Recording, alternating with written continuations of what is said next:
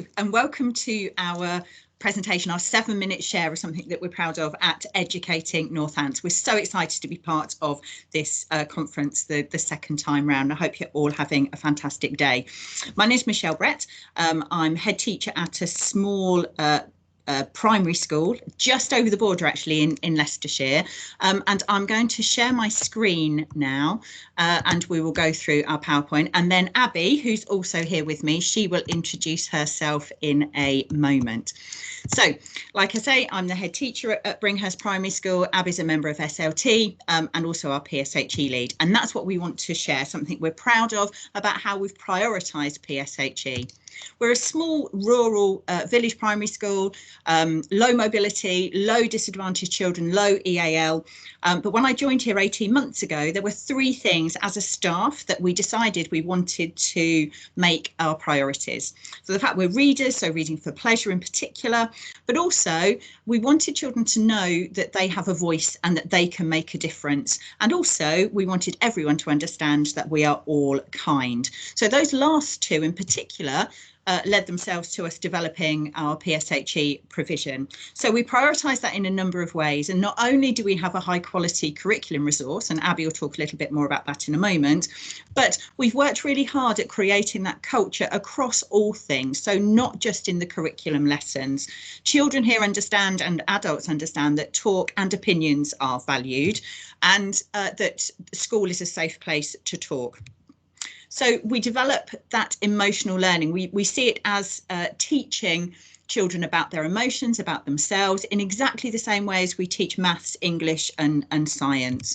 And across the school, we have a clear and shared understanding of the importance of PSHE. But ultimately, for me, as a head teacher, the most important thing about prioritising PSHE is that we have a passionate and dedicated and also relentless subject lead. So I'm going to hand over to Abbie now, and she's going to explain a little bit about what she does as subject lead here. Hi, my name's Abbie Underwood. I have been at Bringhurst Primary for nearly 4 years now, and in the last year have been overseeing PSHE and trying to support everybody in making that a priority across our school. So one of the first things that we have started to do is whole school cross-curricular days, where we use a picture book to teach PSHE for a whole day, and this supports our jigsaw curriculum which we use. So Here We Are was a book that supported Being Me in My World, and After the Fall supported the jigsaw piece of Dreams and Goals. So as subject lead, I always try and provide staff with resources to get them started when planning their day, giving them pointers of places to go on the internet, charities that are worth looking at and can provide us with resources. And there's a few more details on the PowerPoint slide there for you to look at in your own time. One of the things that we did during this most recent lockdown is, which supported Children's Mental Health Week, was the 12 days of positivity. It started off as 12 days, but with parental feedback from children, especially the children in school actually, that turned into 50 days of positivity. And there are just a couple of examples of how we have tried to start each day at Bringhurst on a positive note during what has been a very unusual time. So it can be as simple as thinking about something positive for yourself, but also about sharing that positivity with other people. So doing some good, an act of kindness. Another thing that we have done this year, which has been part of my middle leadership course, is using a questionnaire for wellbeing at the start of each half term. It's very simple. It has 4 questions, the 4 questions you can see on the screen, and it's scaled from 1 to 6. And this allows class teachers to see how their own classes are feeling and where support is needed, but it also gives us a really good indicator across the whole school about how our children are feeling and coping at the moment. And it allows us to respond appropriately to that. So on the return to school, there are a couple of things that we did to prioritise PSHE.